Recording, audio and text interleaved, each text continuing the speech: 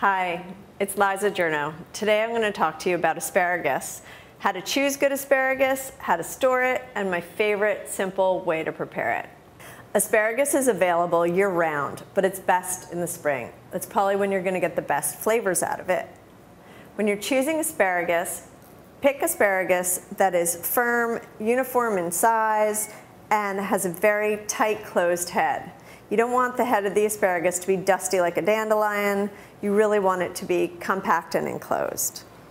This is jumbo asparagus, awesome for grilling. Won't fall between the grates of your grill and make you all sad. It will stay next to that steak and really take a while to cook, so the outside you can get nice grill marks on and the inside will still be crisp tender. I'm going to use the pencil thin to make what we're making later on because it's my favorite. Once you've picked really beautiful asparagus and you get it home, you're going to want to store it. My favorite way is to put it in about 1 inch of water like cut flowers. If I'm going to hold on to the asparagus for more than a couple of days, I put a plastic bag over the top of the whole thing before I stick it in the fridge. So when you go to cook asparagus, you're going to want to get rid of the tough fibrous bottom. An easy way to tell where that is, where the tough part ends and the nice part starts, is to grab onto the bottom and snap the top off. This is the part where you throw away, and this is the part that you keep. Now, if this seems like a lot of work for every asparagus individually, you can just grab the whole bunch by the bottom and snap, snap, snap, snap. I'm going to take my snapped asparagus and put it in a bowl.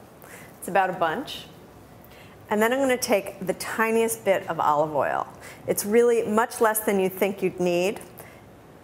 If you use more than about 1/2 teaspoon, your whole entire house is going to be smoky. You want to toss it really thoroughly in the bowl so that each spear is completely coated, but very lightly. For this recipe, you're going to want to use a super heavy saucepan, one that can take the heat. And this is where the courage comes in. You're going to want to heat this saucepan hotter than you've ever heated a saucepan before.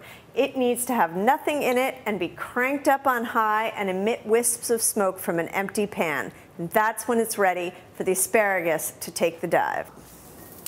Put it into the pan in a single layer, and you're just going to cook it about 2 or 3 minutes aside, if that, depending on the thickness of the asparagus.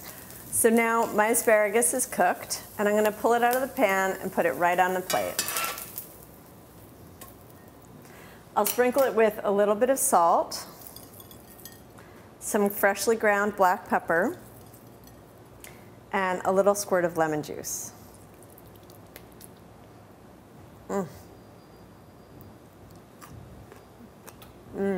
Once you've cooked up your asparagus and it's all done, you can use it for a variety of things. I've made a side dish with a little bit of Parmesan cheese and some really great hors d'oeuvres to soak up the alcohol at your next cocktail party. This has asparagus, buffalo mozzarella, and prosciutto in it. Or you can serve it for brunch with some eggs on the side and some crusty bread.